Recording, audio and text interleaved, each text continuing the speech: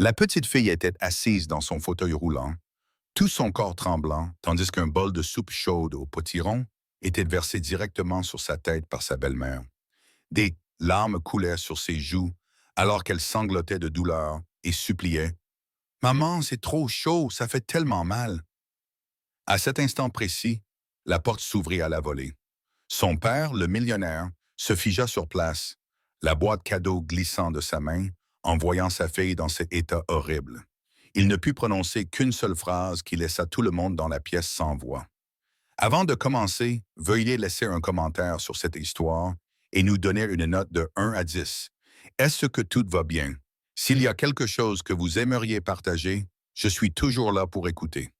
J'espère que vous trouverez un moment de réflexion en suivant cette histoire de guérison, ainsi que son cheminement de courage et de justice.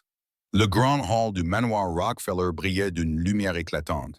Des lustres en cristal pendaient haut, projetant leur éclat sur le sol de marbre poli, reflétant les silhouettes de dizaines d'invités vêtus de tenues luxueuses. Le rire, le tintement des verres et le son doux d'un piano se mêlaient en une mélodie élégante. Au milieu de la foule animée, une fillette de 6 ans poussait lentement son petit fauteuil roulant d'argenté. C'était Emma Rockefeller, la seule fille de David Rockefeller Jr., l'un des hommes les plus riches et les plus puissants de New York. Emma avait de doux cheveux châtains dorés, une peau pâle et de grands yeux qui portaient toujours une lueur fragile. Depuis le tragique accident en mer, ses jambes étaient restées paralysées à jamais. Emma portait une simple robe jaune clair, ses petites mains tenant prudemment le côté de sa chaise. Elle aspirait à l'affection, elle aspirait à une main douce posée sur son épaule. Pourtant, depuis le décès de sa mère, tout ce qu'elle recevait était négligence et cruauté. La femme qui traversait le hall principal avec assurance dans une frappante robe rouge, Hillary Clinton, la seconde épouse de David, n'avait jamais considéré Emma comme sa fille. Devant les autres, Hillary apparaissait toujours gracieuse et charmante, son sourire aussi doux que le miel, mais seule Emma savait que derrière ce sourire brûlait la colère et le dédain. Ce soir était la fête d'anniversaire d'Hillary. La plupart des invités étaient des figures influentes du monde de la finance et de la politique, désireuses de gagner sa faveur. Parmi la foule se trouvait Chelsea Clinton, la sœur cadette d'Hillary, vêtue d'une somptueuse robe violette, ses yeux se dirigeant vers Emma avec un amusement moqueur.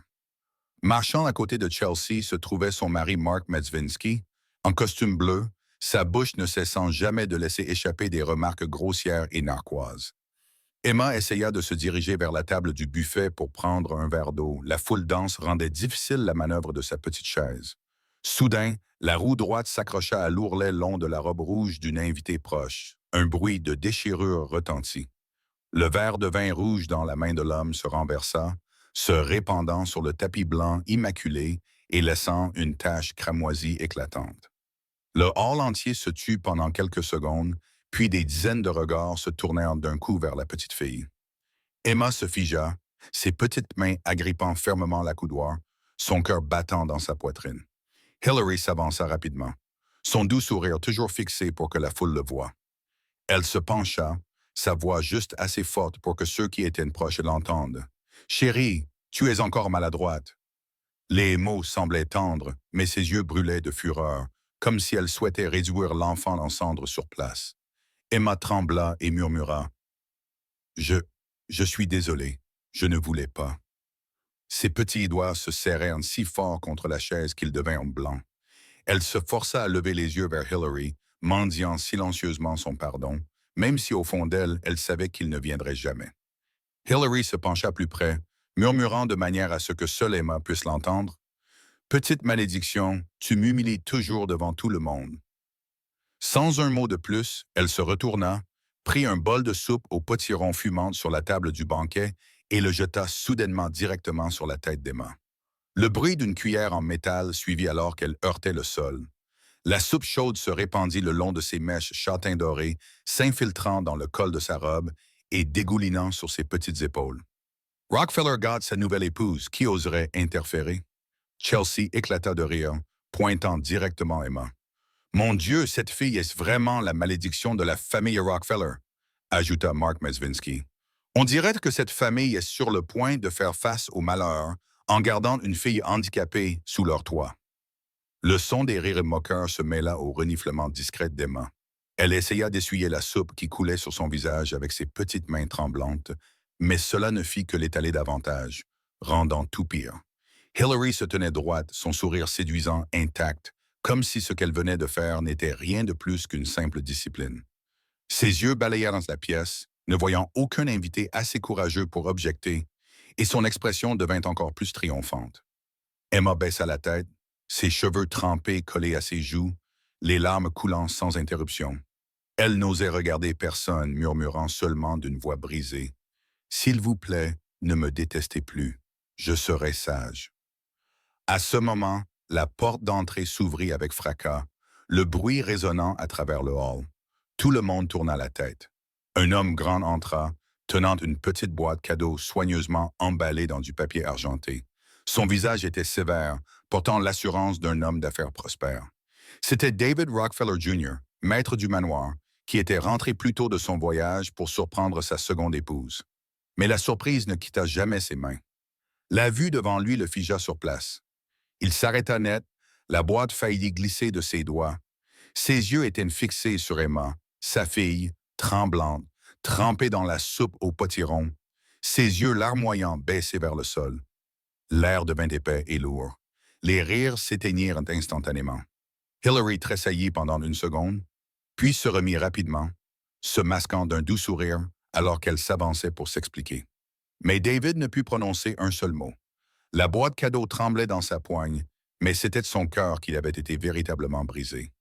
David resserra sa prise sur la boîte cadeau dans sa main, marchant rapidement à travers la foule qui s'écarta pour le laisser passer. Le bruit de ses chaussures frappait fort contre le sol de marbre, aigu et lourd. Il ne salua pas les invités, ni ne reconnut leur regard stupéfait. Il s'arrêta juste devant le petit fauteuil roulant où Emma gardait toujours la tête baissée, ses épaules tremblantes, ses petites mains couvertes de soupe. Il se pensa, sa voix rauque, étouffée par la colère. « Qu'est-ce que c'est, Hillary? Qu'as-tu que tu fais? » L'atmosphère dans le hall se tendit comme une corde tirée. Quelques invités s'éclaircirent la gorge. D'autres posèrent silencieusement leurs verres sur la table. Tout le monde regardait, pourtant personne n'osait interférer. Hillary se figea pendant seulement une seconde, puis, comme si elle avait une longue pratique face à une exposition soudaine, elle plaça rapidement une main sur sa poitrine, ses yeux brillants tandis que des larmes coulaient librement. Sa voix tremblait, épaisse de chagrin théâtral. « David, je voulais seulement lui donner une leçon. La fille a manqué de respect devant les invités. J'ai été humilié. Je n'ai jamais voulu la blesser. » Emma continuait de sangloter. Elle essaya de lever la tête, ses cils lourds de larmes, sa voix se brissante. « Papa, je suis désolé, je ne voulais pas. Je ne voulais pas que maman soit en colère. » Ces mots tordirent la poitrine de David. Il regarda Emma, vit le désespoir dans les yeux de sa fille, puis se tourna vers Hillary. Pour la première fois depuis des années, il réalisa qu'il y avait une distance froide et infranchissable entre lui et sa fille. Une partie de cela venait du chagrin d'avoir perdu sa femme. Une partie de sa propre négligence a laissé cette distance s'accroître. Il inspira profondément, puis parla sèchement, sa voix basse et coupante. « Assez, penses-tu que je vais croire ça? » Le son résonna à travers le hall, frappant les oreilles de toutes les personnes présentes. Les invités commencèrent à murmurer. Certains se déplacèrent avec malaise, se dépêchant de sortir pour éviter d'être pris dans le scandale. Les pas pressés, les regards de côté, tout révélait comment le banquet luxueux s'était effondré en un spectacle humiliant. Chelsea Clinton, la sœur de Hillary, s'avança pour intervenir. Elle lissa sa robe violette et sourit doucement, bien que le calcul brillât dessous. « David, ma sœur ne voulait que le meilleur pour l'enfant. Ne laisse pas un moment de colère ruiner votre mariage. » Sa voix coulait sans effort, comme répétée. Pourtant, le regard qu'elle lança à Emma portait un pur mépris. Immédiatement, Mark Mesvinsky, le mari de Chelsea, intervint d'un ton moqueur. « Peut-être devrais-tu discipliner la fille toi-même. C'est elle qui a ruiné la fête, pas Hillary. Tout le monde l'a vu. » Les mots moqueurs résonnèrent clairement, faisant tressaillir Emma, sa petite main serrant fermement le tissu jaune pâle de sa robe. David tourna ses yeux, tranchant comme des lames. Il passa ses bras autour d'Emma, sa main forte reposant fermement sur son épaule, la tirant près de sa poitrine. Dans cette étreinte, Emma se sentait si petite que cela lui perça le cœur. Il leva la tête et regarda directement Hillary, sa voix grinçant à travers ses dents serrées, chaque mot lourd comme un coup de marteau. À partir d'aujourd'hui, tu n'as plus le droit de la toucher. Cette déclaration fit taire tout le hall. Les murmures s'éteignirent instantanément. Hillary se figea, ses lèvres serrées, son visage momentanément vidé de couleur. Mais quelques secondes plus tard, elle baissa la tête et essuya ses larmes avec le coin d'un mouchoir. Sa main tremblait tandis qu'elle tenait le papier froissé, pourtant au coin de sa bouche apparut une courbe froide.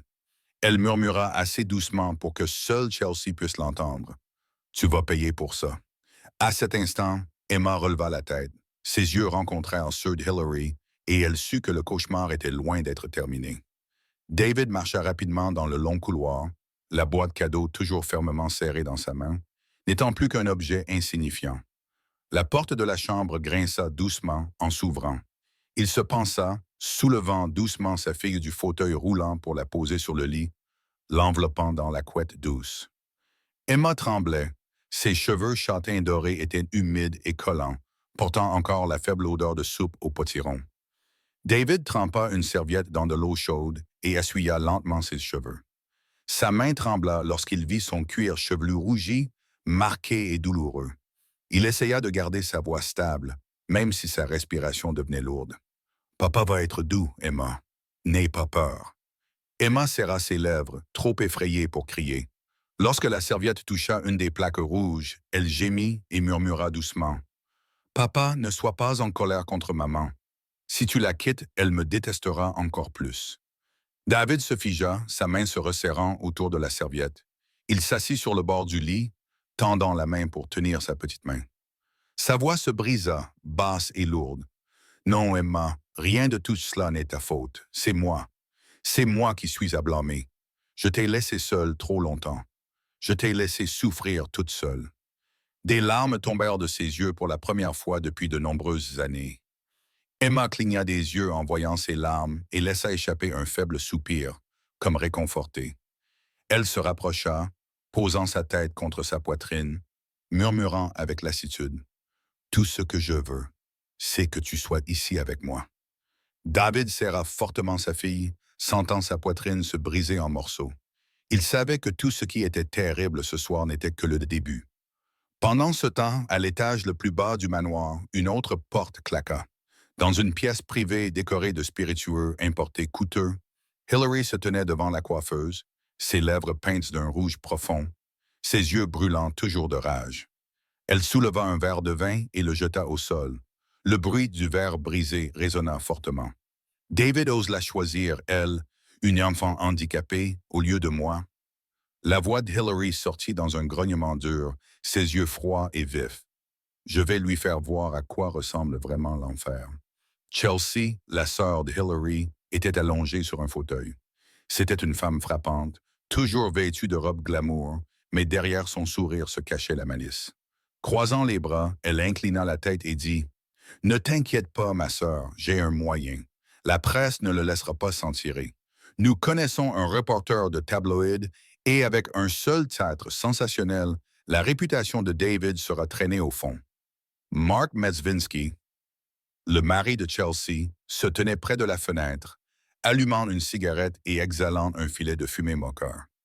Il se croit intouchable, mais la presse a toujours soif d'histoires dramatiques. Un millionnaire abandonnant sa femme, maltraitant son enfant. Des scandales comme ça sont un festin pour les médias. Hillary serra la main, ses ongles s'enfonçant dans sa paume. Elle prit une profonde inspiration, puis courba ses lèvres en un sourire froid. « Alors, commencez à vous préparer. Je ne perdrai pas face à une enfant handicapée. » Dans la chambre silencieuse à l'étage, Emma finit par se fatiguer. Ses paupières devinrent lourdes, sa respiration se régula. David s'assit près du lit, tenant la main de sa fille jusqu'à ce qu'elle s'endorme. Il se leva doucement et marcha vers le bureau près de la fenêtre, ouvrant le vieux carnet en cuir. À l'intérieur se trouvaient encore les mots manuscrits de sa défunte épouse, Michel. la femme qui avait sacrifié sa vie pour sauver Emma. Il caressa doucement les pages, une vague de regrets douloureux montant en lui. Il murmura, comme s'il parlait de la femme qu'il avait perdue. Michel, j'ai laissé notre fille souffrir trop longtemps. Je promets qu'à partir de maintenant, personne ne sera plus jamais autorisé à la blesser. La nuit était avancée. Une brise entra du jardin par la fente de la porte, portant avec elle le faible parfum de jasmin. Emma s'agita légèrement dans son sommeil, mais son rêve n'était pas paisible. Dans l'obscurité, une voix froide comme un couteau s'infiltra par l'embrasure, sifflant à son oreille. « Estropié, bientôt tu vas entraîner ton père dans l'abîme avec toi. » Emma se réveilla en sursaut, la sueur battant sur son front. Ses yeux parcoururent la pièce, mais la chambre était toujours silencieuse. Pourtant, le murmure semblait persister dans l'air. Ses petites mains tremblèrent alors qu'elle s'agrippait au bord de la couverture dans le noir. Emma serra fermement son oreiller contre elle, son cœur battant sauvagement. Et pour la première fois, elle comprit que le cauchemar n'appartenait plus seulement à ses rêves. La lumière du matin inonda les grandes baies vitrées du salon. David était assis à la longue table, un grand journal fraîchement livré étalé devant lui. Ses yeux se figèrent sur le titre barrant la première page. Le millionnaire Rockefeller tourne le dos, abandonne l'épouse qui s'est dévouée à prendre soin de sa fille handicapée. Le visage de David devint soudain pâle. Sa main se serra, puis il claqua le journal sur la table en bois. Le bruit résonna dans la pièce, rendant l'air déjà lourd encore plus tendu. Serrant les dents, il grogna. « C'est la sale ruse de Hillary. » Dans le coin de la pièce, Emma était assise tranquillement dans son fauteuil roulant. Elle s'était levée tôt, voulant demander quelque chose à son père, mais quand elle vit sa colère, elle se pressa simplement contre le mur, ses yeux se remplissant de larmes. Après un moment, elle rassembla son courage et demanda doucement, sa voix tremblante, « Papa, c'est à cause de moi qu'il te déteste? » David se figea. Il leva la tête et regarda ses yeux inquiets et brillants. Rapidement, il marcha vers elle, s'agenouilla devant le fauteuil roulant et posa ses deux mains sur les épaules de sa fille. Sa voix devint plus basse mais porta une ferme résolution. « Non, tu es la raison pour laquelle je dois rester debout.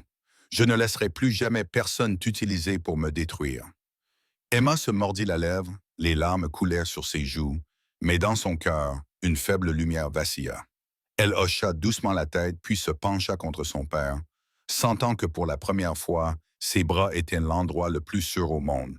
Pendant ce temps, dans un café discret au cœur de Manhattan, Hillary était assise avec Chelsea et Mark. Deux nouveaux visages étaient à leur table. Amanda Knox, une jeune avocate, notoirement rusée, célèbre pour gérer des affaires scandaleuses et trouver des échappatoires dans la loi. Ses traits étaient vifs, son sourire froid, ses yeux toujours calculateurs. Et Harvey Levin, un journaliste de tabloïd chevronné, qui avait fait de la une d'innombrables histoires sensationnelles sur l'élite riche.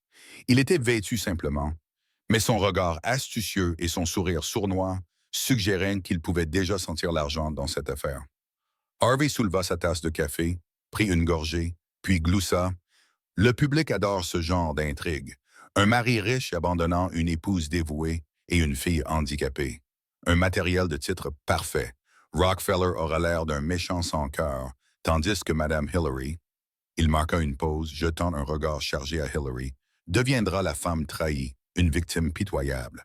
La presse a toujours besoin de quelqu'un comme ça. » Chelsea rit d'un air moqueur en replaçant une mèche de cheveux derrière son oreille. David est si naïf, il n'a aucune idée que les médias sont plus dangereux que la politique elle-même. Amanda intervint, son ton ferme. Ma partie est de gérer l'angle juridique. Si nécessaire, je fabriquerai des preuves, créerai de faux témoignages. Tout ce que j'ai à faire est de souligner qu'Emma est handicapée, et les gens croiront que David a négligé sa fille. Cela seul est suffisant. Hillary se pencha en arrière, un faible sourire courbant ses lèvres. Elle inspira profondément, puis murmura, comme si elle se le promettait. « Il l'a choisi, elle, plutôt que moi. » Bien, voyons combien de temps il peut s'accrocher à ce trône de pouvoir. Mark, avec son ton moqueur habituel, agita une main. « Détendez-vous, toute New York se retournera contre Rockefeller. Un empire peut s'effondrer à cause d'un seul article. » De retour au manoir Rockefeller, David était assis silencieusement à côté d'Emma. La colère qui brûlait en lui ne s'était pas apaisée, mais il savait qu'il ne pouvait pas agir de manière imprudente. Il avait besoin de preuves, il avait besoin d'un moyen de protéger à la fois sa fille et son honneur. La porte s'ouvrit doucement. Patricia Harris, son assistante de longue date, entra. Elle avait la quarantaine, était vêtue avec soin, son visage était sévère mais ses yeux étaient sincères. Patricia avait toujours été celle qui travaillait discrètement en coulisses, loyale et prudente. Elle plaça un dossier épais sur la table. Sa voix était basse et ferme. Patron, je la surveille depuis longtemps. C'est ce qui peut vous sauver, vous et Emma. David leva les yeux, ses yeux tendus. Qu'as-tu trouvé? Patricia ne répondit pas immédiatement. Elle poussa simplement le dossier vers lui, puis dit lentement, « À l'intérieur se trouvent des noms auxquels vous ne vous attendriez jamais. Si vous décidez de l'ouvrir, tout changera. Il n'y aura pas de retour en arrière. » David fixa la couverture du dossier. Son cœur battait la chamade, sa main trembla légèrement alors qu'il tendait la main pour l'ouvrir. David ouvrit le dossier que Patricia avait placé sur la table. La toute première page brouilla sa vision. Les mots étaient clairs. Craig Robinson. Sa main trembla légèrement. Craig, le frère de Michelle, son ex-femme défunte, un homme que David avait rarement vu à cause de la distance familiale après les funérailles. Il n'aurait jamais imaginé que Craig apparaîtrait dans ce dossier. Patricia baissa la voix. « Vous devriez le rencontrer. Craig a été témoin de plus que vous ne le pensez. » David n'hésita pas. Cet après-midi-là, dans le salon silencieux, Craig Robinson entra. C'était un homme d'âge moyen, grand et mince, avec un visage buriné. Le temps avait creusé des lignes sur ce visage, ses yeux profonds portant la douleur de perdre sa sœur et autre chose, une fureur qui avait été réprimée pendant bien trop longtemps. Craig s'assit, fixant directement David. Sa voix était rauque, lente. « Je suis resté silencieux parce que je pensais que vous protégeriez Emma. Mais aujourd'hui, quand j'ai vu cet article, je n'ai plus pu le supporter. David, il est temps pour vous de protéger votre fille. » David ne dit rien. Craig continua, sa voix se brisant davantage à chaque mot. « J'ai visité de nombreuses fois, j'ai vu Hillary pousser le fauteuil roulant d'Emma dans le coin. Je l'ai entendu humilier l'enfant. Elle l'a traité de fardeau, de gamine sans mère, de malédiction qui apporte le malheur à chaque fois. Emma a juste enduré cela silencieusement. Elle n'a jamais osé vous le dire. » David baissa la tête. Les mots de Craig lui transpercèrent le cœur comme des lames. Il murmura, parlant presque à lui-même. « Où étais-je quand tout cela s'est passé? » Depuis l'escalier, Emma regardait, captant des fragments de la conversation. Ses petits yeux se rempliront de larmes, mais cette fois, elle ne cria pas. Elle se mordit seulement la lèvre jusqu'à ce qu'elle saigne, sa main agrippant l'accoudoir de son fauteuil roulant, luttant pour retenir ses sanglots. Le lendemain, David se rendit à l'école primaire d'Emma. Là, il rencontra Jane Goodall, l'institutrice d'art d'Emma. Jane était une femme d'une trentaine d'années, avec un visage doux et des yeux stables. Sur son bureau gisait une pile de dessins qu'Emma avait faits en classe. Jane tendit soigneusement chaque dessin à David. Une maison verrouillée, une petite fille debout derrière des barreaux, l'obscurité couvrant tout. Un autre dessin montrait la fille assise dans un fauteuil roulant, une figure sombre et fantomatique planant derrière elle. Jane regarda David droit dans les yeux, sa voix stable et délibérée. « Réalisez-vous que dans tous ces dessins, Emma n'a jamais dessiné sa belle-mère avec un sourire? » David se figea, sa main tremblant alors qu'il touchait la feuille encore tachée de crayon. Il leva les yeux vers Jane, sa voix se brisant. « Quel genre de père ai-je été pour laisser ma fille vivre l'enfer dans sa propre maison? » Jane posa doucement sa main sur la table, son ton doux mais ferme. « Vous avez encore une chance, mais si vous attendez un jour de plus, Emma cessera de croire en qui que ce soit. » En fin d'après-midi, Patricia revint avec un autre témoin. C'était un homme âgé qui vivait depuis des années dans le même quartier de l'Upper East Side, un voisin de longue date de la famille Rockefeller. Dans sa main, il serrait une petite clé USB. Son visage était tendu, sa voix incertaine. « J'ai gardé ça pendant des mois. Je pensais que personne ne croirait un vieil homme comme moi qui... Mais maintenant, en voyant tout exploser dans les journaux, je ne peux plus me taire. » David ouvrit la clé USB. Sur l'écran apparut le visage d'Hillary, tordu de colère. Dans la vidéo, elle poussait le fauteuil roulant d'Emma en bas des marches de la maison. Le cri d'Emma résonna, puis l'image montra la petite fille tombant sur le sol de briques, ses mains s'agrippant impuissantes à la recherche de soutien. David resta paralysé, ses poings se serrant jusqu'à ce que ses jointures deviennent blanches. Son visage se tordit de douleur, ses yeux brûlants de rouge. De l'autre côté de la pièce, Emma aperçut la vidéo et fondit en sanglots, enfouissant son visage dans les bras de Patricia. L'air dans la pièce devint lourd. Le voisin posa la clé USB sur la table, sa voix ferme. « Monsieur Rockefeller, vous devez utiliser ceci. Cette petite fille ne peut plus en supporter davantage. » Cette nuit-là, les lumières du bureau éditorial d'un grand journal brillaient intensément. Patricia entra, plaça la clé USB sur le bureau de l'éditeur et rencontra ses yeux avec une détermination inébranlable. Il est temps que le masque tombe. Pendant ce temps, ailleurs, Hillary décrocha le téléphone et appela directement Harvey. Sa voix était froide comme de l'acier. « Je vais lui apprendre à tout perdre en une seule journée. » Ce matin-là, le palais de justice de Manhattan était bondé. Devant les portes, les journalistes se pressaient, les caméras pointées vers la longue file de voitures noires. Le son des haut-parleurs et le bavardage des curieux résonnaient dans l'air chaud et étouffant de l'été. Le procès Rockefeller était devenu le centre d'attention de toute la ville. À l'intérieur de la salle d'audience principale, chaque siège de la galerie était occupé. Sur le côté gauche, Hillary entra, vêtue d'une robe violette foncée, ses cheveux soigneusement bouclés, ses yeux étincelants d'un faux charme. Elle s'assit à la table des accusés, avec Chelsea et Mark juste à côté d'elle, leurs expressions rayonnant d'une confiance arrogante. Chelsea se pencha vers son beau-frère, murmurant avec un sourire sournois. « Le cirque est sur le point de commencer. » Mark croisa les bras, jetant un rapide coup d'œil aux journalistes. Les médias se régalent. Dès que Hillary versera quelques larmes, le public la croira instantanément. De l'autre côté de l'allée, David était assis droit. Il portait un costume bleu foncé, son visage sévère et froid, bien que ses mains tremblassent légèrement sous la table.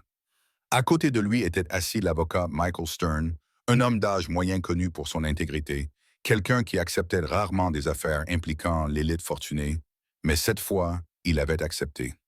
Les yeux vifs de Stern, sa voix stable et profonde, et surtout sa conviction inébranlable que la justice ne pouvait être achetée, remplissaient la salle d'audience d'un sentiment de gravité. David se tourna pour regarder derrière lui.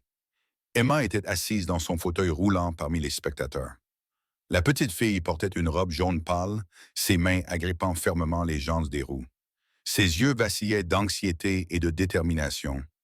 Lorsqu'elle croisa le regard de son père, Emma serra les lèvres et fit un petit hochement de tête. Le coup de marteau retentit. La juge Margaret Collins, une femme aux cheveux argentés avec une présence sévère, parla fermement. « La Cour est maintenant en session. Monsieur Rockefeller, avez-vous quelque chose à dire concernant les accusations portées contre vous? » David se leva. Le bruit des chaises qui bougeaient ondula dans la pièce. Il prit une profonde inspiration, sa voix forte et inébranlable. « Ma fille a été maltraitée par cette femme, et j'ai des témoins. » La salle bourdonna de murmures. Hillary feignit immédiatement de trembler, serrant sa poitrine. « Il ment. J'ai élevé cet enfant comme la mienne. J'étais là pour elle pendant qu'il s'enterrait dans le travail. Votre honneur, j'ai seulement essayé de lui donner une leçon. » Stern fit un signe subtil vers Craig. L'homme grand et mince se leva, les yeux rouges. Craig Robinson marcha vers la barre des témoins, sa voix lourde d'émotion. « Je suis le frère de Michelle, la femme qui a donné sa vie pour sauver Emma. Pendant le naufrage, j'ai vu Hillary gifler Emma, pousser son fauteuil roulant contre le mur. Ce n'est pas de la discipline, c'est de la maltraitance. Je ne permettrai plus à personne de faire du mal à ma nièce. » La salle d'audience resta silencieuse pendant quelques secondes. Hillary sourit froidement, sa voix aiguë. « Il me calomnie. Il n'a jamais été à l'intérieur de ma maison. » Stern ne lui donna pas le temps de déformer l'histoire. Il fit signe d'avancer à Jane Goodall, l'institutrice d'art d'Emma, qui s'approcha en portant un dossier de dessin. Elle étala les dessins sur le bureau de la juge. « Voici ce qu'Emma a dessiné dans ma classe. » La voix de Jane était douce mais ferme. Une maison verrouillée, une ombre planant au-dessus d'une petite fille. Dans chaque dessin, elle n'a jamais peint sa belle-mère avec un sourire. Votre honneur, c'est le cœur d'un enfant pris au piège dans la peur. David s'assit, ses yeux fixés sur chaque peinture. Son cœur se serra. Il murmura juste assez fort pour que Stern l'entende. J'ai été un père tellement terrible de laisser ma fille vivre l'enfer dans sa propre maison. De l'autre côté de la pièce, Hillary fondit en larmes, forçant ses épaules à trembler, ses larmes tombant à point nommé. Elle s'étouffa. Ce n'est que l'imagination d'un enfant. Je l'aime, je l'ai élevé, mais elle invente des histoires pour déchirer ses parents. Vous ne comprenez pas? La juge Collins frappa du marteau, exigeant l'ordre. Puis elle se pensa, regardant Stern. Appelez le prochain témoin. L'atmosphère devint lourde. Stern se tourna, faisant un léger hochement de tête à Emma. Un murmure se répandit dans la salle d'audience lorsqu'ils virent la petite fille se diriger lentement vers la barre. Emma tremblait, ses mains agrippant fermement les roues, sa respiration saccadée. Mais lorsqu'elle fit face à la juge, elle leva les yeux. Sa voix était petite mais claire, chaque mot atterrissant comme un poids. Elle m'a appelé une comète. Je voulais juste que ma belle-mère m'aime. Une vague de silence balaya la salle d'audience. Les journalistes arrêtèrent de taper. Le public regarda sans cligner des yeux. Le visage d'Hillary devint pâle, ses yeux clignotant de panique. Chelsea attrapa rapidement la main de sa sœur et murmura « Reste calme, ne le montre pas ». La juge Collins regarda David puis dit sévèrement « Apportez immédiatement la preuve photographique ». Stern hocha la tête. Patricia se leva des sièges du public, s'avança et tenait une petite clé USB dans sa main. Elle la plaça dans la paume de l'officier de justice. La clé fut branchée sur le grand écran. Une lumière verte vacilla, image par image préparée à apparaître, et la vérité était sur le point d'être révélée. Le grand écran à l'avant de la salle d'audience s'alluma. Tous les yeux se tournèrent vers lui. Un faible grincement résonna, puis l'image se mit au point. Un escalier en pierre devant le manoir Rockefeller. Emma était assise dans un fauteuil roulant, la tête baissée. Hillary apparut, son visage brûlant de rage. Puis l'image fut trop claire pour être niée. Ses deux mains poussèrent en avant avec force. Le fauteuil roulant bascula et Emma fut projetée en bas des marches. Le cri perçant d'Emma résonna à travers la salle d'audience, laissant la pièce figée. Puis vint le sanglot de l'enfant, tremblant et brut, déchirant le silence. Le public haleta à l'unisson. Depuis les rangées du fond, quelques voix éclatèrent, incapables de se contenir. « Oh mon Dieu, c'est cruel! Une enfant handicapée et elle a quand même fait ça. » Un jeune journaliste aux cheveux ébouriffés, assis au premier rang, baissa son visage vers son ordinateur portable, ses doigts volant sur le clavier. Sur son écran, le titre commença à prendre forme en lettres grasses. La belle-mère maléfique démasquée. Rockefeller ne restera pas silencieux. Hillary se leva d'un bond, les yeux exorbités, sa voix un cri aigu. « Mensonge! Tout est édité! Vous conspirez pour me détruire! » Chelsea serra la main de sa sœur, son visage rigide. Elle essaya de parler, mais sa voix trembla de manière incontrôlable. « Ma sœur, elle essayait seulement de la discipliner. L'enfant était insolente. Elle avait besoin d'être corrigée. » Ces mots se dissolurent dans la tempête croissante de murmures en colère. Mark était différent. Il baissa la tête, les doigts fermement entrelacés, la sueur coulant sur son front. Lorsqu'il osa jeter un coup d'œil à l'écran, il frissonna. Le ton moqueur qu'il portait toujours avait disparu, remplacé par une peur logée dans sa gorge. La main de David se referma fermement sur celle d'Emma. Il se pencha, sa voix rauque mais stable. « Tu n'es plus seul. Je suis là maintenant. » Emma leva les yeux vers son père. Les larmes coulaient toujours, mais ses yeux ne contenaient plus seulement de la panique. Au fond d'elle, un sentiment étrange s'agitait, une fragile sensation de soulagement mêlée de tremblement. Le coup de marteau frappa. La juge Margaret Collins parla avec de l'acier ferme dans le ton, chaque mot tombant comme un ordre. « Assez! » Basé sur la preuve vidéo et les témoignages des témoins, j'ordonne que Hillary Clinton, Chelsea Clinton et Mark Mezvinsky soient placés en garde à vue en attendant un procès ultérieur pour des accusations de maltraitance d'enfants, diffamation et fabrication médiatique. La salle d'audience trembla. Les agents de sécurité en uniforme noir avancèrent rapidement. Le claquement métallique des menottes résonna lorsqu'elles se verrouillèrent autour des poignets de Hillary. « Non! Vous ne pouvez pas me faire ça! Je suis la victime! » cria Hillary, se débattant sauvagement. Mais personne ne la croyait plus. Chelsea baissa la tête, ses yeux injectés de sang. Mark balbutia. Nous, nous trouverons un autre moyen, n'est-ce pas? Mais personne ne répondit. Le cliquetis des menottes retentit à nouveau, des pas frappant contre le sol de marbre, alors que les accusés étaient emmenés. Emma regarda. Pour la première fois, tes yeux ne montrèrent plus une peur pure, mais plutôt la plus faible lueur de libération, comme si l'obscurité suffocante à l'intérieur de son cœur s'était fissurée pour révéler un étroit rayon de lumière. David était assis à côté de sa fille, sa poitrine lourde, mais son cœur s'apaisant. Il savait que ce n'était pas la fin, mais au moins, le masque avait été arraché devant le public. Pourtant, lorsqu'Emma baissa la tête, ses doigts agrippant l'ourlet de sa robe, elle se demanda silencieusement. La peur à l'intérieur de moi disparaîtra-t-elle vraiment? Ou restera-t-elle toujours là, attendant que l'obscurité revienne? La porte de la pièce privée se referma derrière eux, et le bruit du couloir du palais de justice s'estompa. David tira une chaise près du petit canapé et tamponna doucement le visage d'Emma avec un mouchoir. Ses cheveux humides de larmes collaient à ses tempes, et il brossa délicatement chaque mèche en arrière, se déplaçant lentement comme s'il avait peur de la blesser. Il prit une profonde inspiration pour stabiliser sa voix tremblante, puis parla clairement, bien que d'une voix rauque. « Je suis désolé. J'aurais dû être là il y a longtemps. » Emma fixa les chaussures de son père, puis la main tremblante qui lissait ses cheveux. Elle déglutit, essayant de garder sa voix stable, mais elle faiblit. « Vas-tu me laisser de nouveau? » David pressa sa petite main contre sa poitrine pour qu'elle puisse sentir son rythme cardiaque. Se penchant plus près, il l'enveloppa dans ses bras. « Jamais. Tu es la chose la plus précieuse que j'ai. Quoi qu'il arrive, je serai toujours ici. » La porte s'ouvrit à nouveau. Une jeune femme en costume sombre entra, portant un badge indiquant « Avocate des victimes ». Elle se présenta brièvement.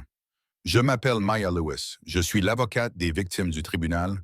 Je peux organiser un soutien psychologique initial pour elles, ainsi que fournir une ligne d'assistance si nécessaire. » David la remercia, demanda les documents, puis signala qu'il souhaitait un moment seul avec sa fille. Maya comprit, laissa un dossier de brochures et s'éclipsa discrètement. Emma se frotta les yeux, sa voix devenant petite. « J'ai peur de faire de mauvais rêves ce soir. » David hocha la tête. « Si tu as peur, nous appellerons quelqu'un ou je te lirai une histoire jusqu'à ce que tu t'endormes. » Dans les jours qui suivirent, David apprit à être père comme s'il réapprenait une langue oubliée. Il se réveilla plus tôt que son réveil, se fit griller du pain lui-même, disposa du beurre de cacahuètes et de la confiture de fraises sur la table et demanda ce que sa fille préférait. Emma regarda l'assiette un instant, puis parla doucement. « Je la veux avec de la banane, comme maman en faisait. » David ouvrit le placard et coupa maladroitement une banane, les morceaux inégaux, certains épais, certains fins. Pour la première fois, Emma sourit faiblement, mais de manière indéniable. « C'est bon, papa. J'aime ça comme ça. » Chaque après-midi, il s'exerçait à pousser son fauteuil roulant à travers Central Park. Les sentiers familiers devinrent des leçons de respiration et de patience. David marchait juste derrière elle, ses mains reposant légèrement sur les poignets, la laissant choisir le chemin. « Veux-tu traverser le pont de pierre ou retourner vers la prairie? » Emma réfléchit un instant, puis pointa du doigt le lac. « Il fait plus frais là-bas. Je peux respirer plus facilement. »« Très bien, nous irons lentement. » Ils marchèrent en silence pendant un moment, écoutant seulement le chant des oiseaux et les roues roulant sur le chemin, jusqu'à ce qu'Emma parle. « Papa, est-ce que maman me chantait pour dormir? » « Oui. » David déglutit difficilement. Il chantait « Tu es mon soleil. Tu veux l'entendre? » Emma hocha la tête. David commença doucement, une ligne à la fois, sa voix n'était plus aussi stable qu'avant, mais elle était chaleureuse. Emma se pencha en arrière dans sa chaise, les yeux à moitié clos, sa main détendue. Le soir, il éteignit son téléphone avant le dîner et le posa face cachée sur la table. Patricia appela pour organiser son emploi du temps, mais il répondit brièvement « Reporte toutes les réunions du soir. Donne la priorité à l'emploi du temps d'Emma. » La voix à l'autre bout était chaleureuse. « Oui, monsieur, j'informerai le conseil d'administration. Restez juste avec elle. » À l'école, Jane Goodall accueillit le père et la fille à la porte du cours d'art. Elle lui remit une nouvelle série de dessins. Emma a peint le ciel plus lumineux Il y a toujours des ombres, mais maintenant, il y a une fenêtre ouverte. David regarda Emma, qui devint un peu timide, et marmonna une explication. J'ai juste essayé. Ce n'est pas très beau. C'est magnifique, dit David fermement, parce que c'est le tien. Lors de leur première nuit de lecture ensemble, David choisit un simple livre d'images. Il s'assit à côté de son lit, plaça la main d'Emma sur la page pour qu'ils puissent tourner ensemble. Il s'arrêta délibérément à une ligne, attendant sa question. Emma leva les yeux. Pourquoi le petit ours a-t-il peur du noir? Peut-être parce qu'il y a été laissé trop longtemps, répondit David. Mais tant que quelqu'un lui tient la main, le noir n'est plus si effrayant. Emma resta silencieuse pendant quelques secondes. Si je renverse de l'eau sur le livre, seras-tu en colère? Non. David sourit doucement. Nous allons le sécher et continuer à lire. Une nuit, Emma toussa sèchement à cause du froid. David fut debout en un éclair, allant chercher de l'eau chaude et lui frottant le dos. Il apprit à compter régulièrement. 1, 2, 3, pour qu'elle puisse respirer avec le rythme. Il apprit à remarquer quand elle avait besoin d'une pause. Ça va mieux maintenant? Mieux. Emma hésita. Vas-tu travailler demain? Oui, mais seulement le matin. L'après-midi, je t'emmènerai voir Mademoiselle Maya, puis nous passerons chez Jane. Emma expira de soulagement. S'il vous plaît, reviens tôt. Un autre après-midi, ils s'arrêtèrent à Mount Sinai. C'était leur première rencontre avec le docteur Anthony Fauci, le pneumologue pédiatrique aux cheveux argentés et à la voix calme. Il expliqua soigneusement l'inhalateur et les habitudes de respiration. Ce qui compte le plus, c'est qu'elle se sente entendue, dit-il. Son état mental aidera à maintenir les voies respiratoires stables. David le remercia, nota chaque détail et demanda comment gérer les crises nocturnes.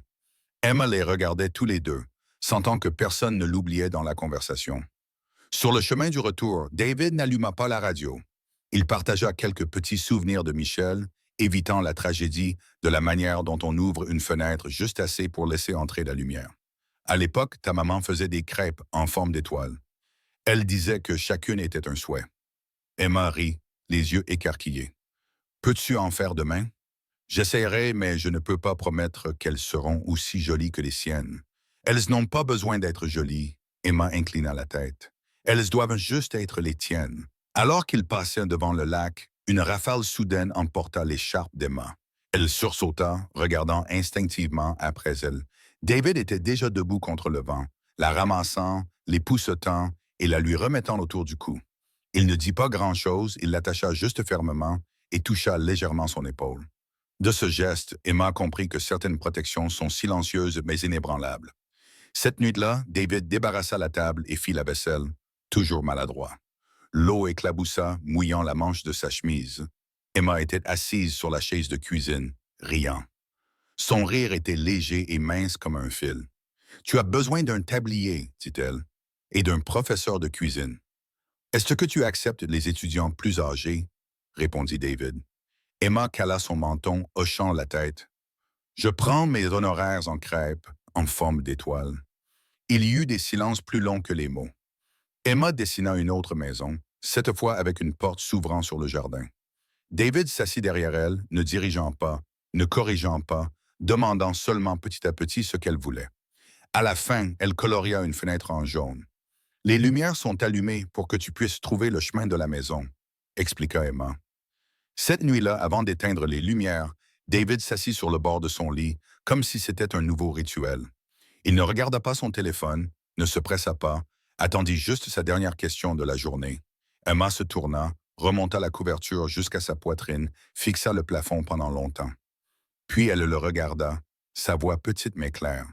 « Papa, puis-je t'appeler mon héros? » David ouvrit la bouche mais ne put répondre.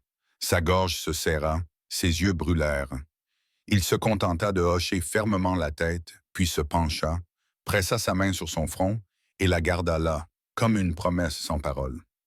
David fondit en larmes, mais il savait que c'était le premier pas d'Emma ouvrant son cœur. David essuya rapidement la larme qui s'accrochait encore au coin de son œil, puis tira une chaise près du bord du lit.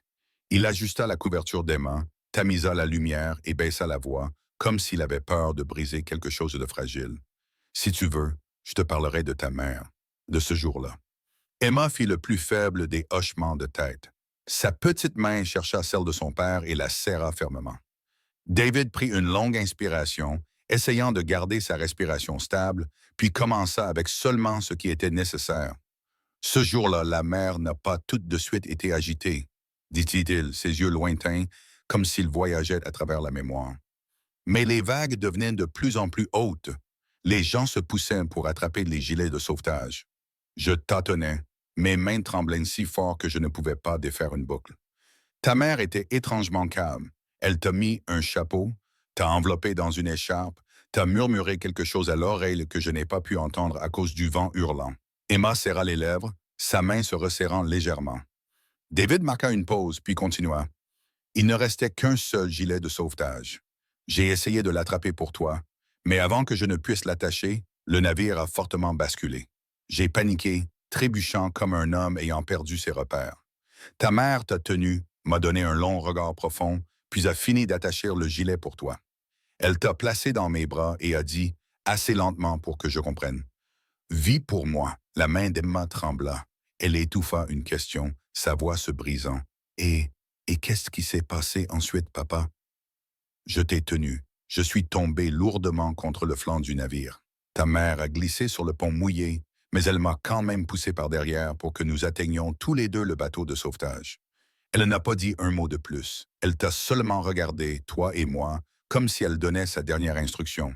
Ce regard, même maintenant, je le vois encore, comme un phare fendant la tempête nocturne. La pièce était silencieuse. Soudain, Emma fondit en larmes, enfouissant son visage contre la poitrine de son père. Au début, ses sanglots étaient retenus, puis ils se libérèrent, bruts et incontrôlables.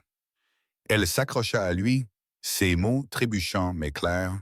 « Je ne suis pas une malédiction. Je suis le cadeau que maman a laissé derrière elle. » David trembla en se penchant et en embrassant les cheveux de sa fille. Il pressa sa joue contre son front, sa voix rauque de larmes. « C'est vrai, tu es de la lumière de ta mère et la mienne. » Emma commença lentement à se calmer. Sa respiration se régula, bien que ses épaules tremblassent encore. David garda ses bras autour d'elle, ne se pressant pas de la lâcher. Il savait qu'à ce moment, ce qui importait le plus était simplement d'être là. Pas des conseils ou de grandes promesses. Un léger coup frappa à la porte. David leva les yeux. Patricia Harris se tenait sur le seuil, son manteau sombre encore saupoudré de pluie, une enveloppe estampillée par le tribunal à la main. Elle parla juste assez fort pour être entendue. « Désolé de vous déranger, monsieur. Le tribunal rendra le verdict officiel demain matin. Voici l'avis avec le calendrier et la procédure d'entrée. » David hocha la tête pour la remercier, ne retirant pas sa main de l'épaule de sa fille. Il fit un signe des yeux et Patricia comprit. Elle posa l'enveloppe sur la table près de la lampe, baissant la voix. « J'amènerai la voiture tôt demain. Emma peut entrer par l'arrière pour éviter les caméras de la presse. »« Merci, » répondit David. « Ce soir, laissons-nous notre paix. » La porte se referma doucement. Emma leva le visage, ses yeux encore humides. David serra fermement sa main, sa voix délibérée, chaque mot tombant comme un vœu soigneusement pesé. « Quel que soit le résultat, je te protégerai. »« As-tu peur, papa? » demanda doucement Emma. « Bien sûr que oui. » David sourit, mi-triste, mi-chaleureux. Mais avoir peur ne signifie pas reculer. Demain matin, nous irons ensemble. Tout ce que tu as à faire, c'est de tenir ma main. Emma eut un petit sourire à travers ses larmes, comme un rayon de soleil après la pluie. Elle remonta la couverture jusqu'à sa poitrine, ses yeux fixés sur la main de son père posée sur le bord du lit. « Alors je peux dormir maintenant, » murmura-t-elle. « Le phare est juste ici. » David tamisa les lumières, ne laissant qu'une faible lueur sur la table de chevet. Il resta là longtemps, écoutant sa respiration régulière, puis se leva finalement et prit l'enveloppe. Il la parcourut rapidement, vérifiant les horaires, les numéros de siège, les règles de sécurité. Tout était clair, même la liste des journalistes qui avaient reçu des accréditations. David plia les papiers, les glissa dans le tiroir et tourna doucement la clé, comme s'il enfermait une inquiétude. Le couloir à l'extérieur était silencieux, seul le bourdonnement de la climatisation en arrière-plan. David ouvrit la porte pour rappeler Patricia pour les dernières instructions du matin. Il se figea sur le seuil. À l'extrémité du couloir, un homme était accroupi, faisant semblant de lasser sa chaussure, mais se penchant vers eux depuis bien trop longtemps. Quand il leva finalement les yeux, il se dépêcha de cacher un petit appareil photo derrière son dos, puis offrit un sourire innocent. David connaissait ce sourire. Riley Grant, un paparazzi freelance travaillant souvent avec les tabloïds, filiforme et rapide comme un chat, célèbre pour apparaître exactement là où il ne devait pas. Il salua, sa voix dégoulinant de faux charme. « Je ne faisais que passer, Monsieur Rockefeller. Nuit calme ici. »« C'est un étage privé, » répondit David sèchement, son ton froid comme une porte claquée. « Vous connaissez les règles. » Riley haussa les épaules, sortant son téléphone comme pour vérifier son calendrier, son pouce glissant avec une vitesse habituée. Pendant une fraction de seconde, le titre s'alluma sur son écran. Exclusif. Nuit père-fille avant le verdict. Puis il rangea le téléphone dans sa poche et s'éloigna comme si rien ne s'était passé.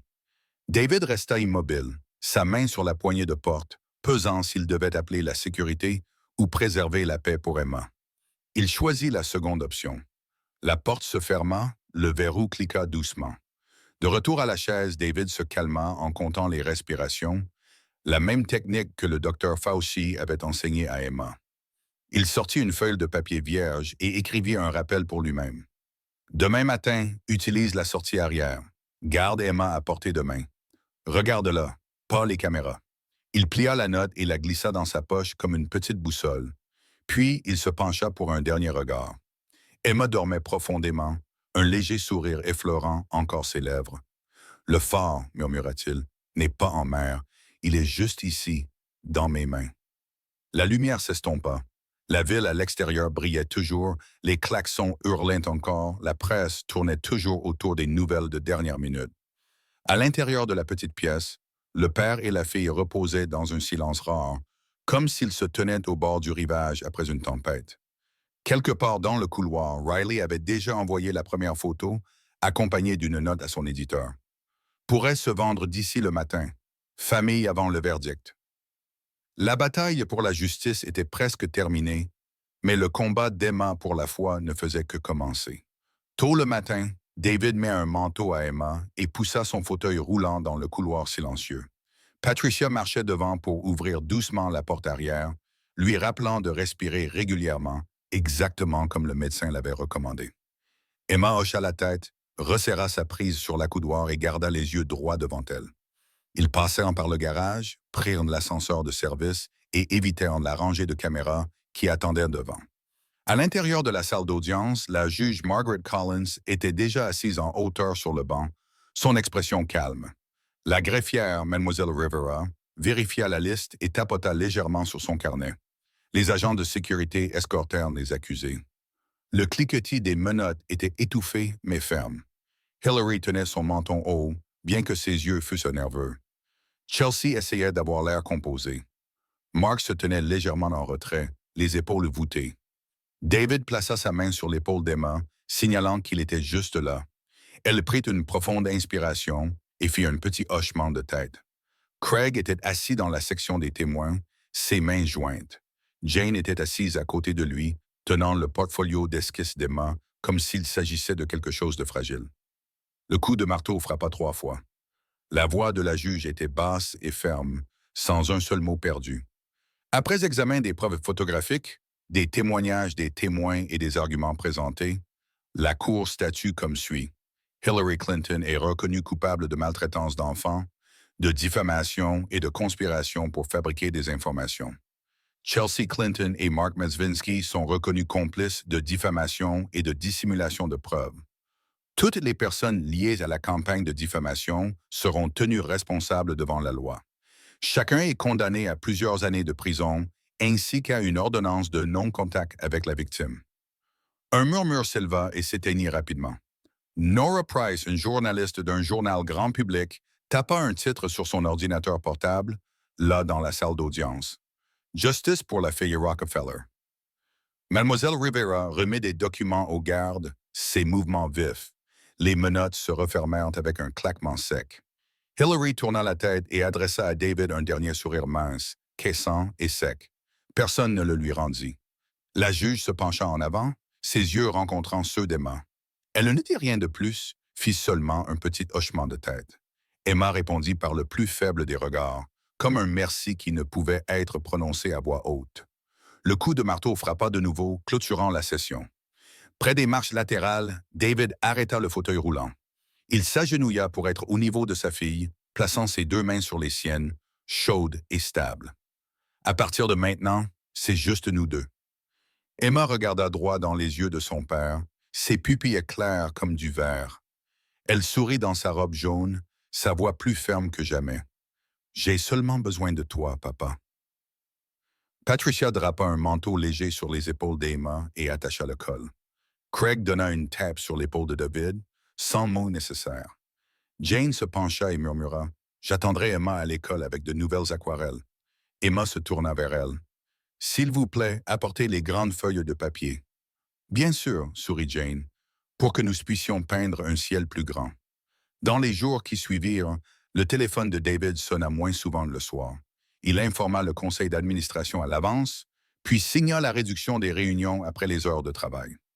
Le matin, Emma et lui mangeaient des toasts ensemble avec des tranches de bananes, coupées plus régulièrement qu'avant.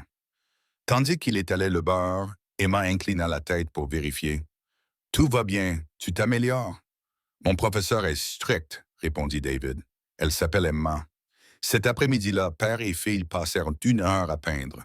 David peignait horriblement, mais il était impatient de poser des questions sur le mélange des couleurs. Emma expliqua patiemment. « Mélange juste le bleu avec le blanc, mais ajoute un peu de jaune pour le rendre plus chaud. » David suivit ses instructions, puis fut surpris lorsque le ciel sur sa toile s'adoucit soudainement. « On dirait Central Park au coucher du soleil, » murmura-t-il. « Parce que quelqu'un pousse le fauteuil roulant si régulièrement, » répondit Emma avec un sourire dans les yeux. Ce soir-là, David lui lut une histoire au coucher. Lorsqu'Emma demanda pourquoi l'ours dans le livre se tenait au milieu de la forêt sans peur, David marqua une pause avant de répondre. « Parce qu'il connaît le chemin de la maison. » Emma regarda dans les yeux de son père. « Et moi? »« Tu as la carte juste ici. » David plaça sa main sur sa poitrine. « Chaque nuit, nous dessinons une ligne de plus. » Il continuait de rencontrer Maya Lewis chaque semaine.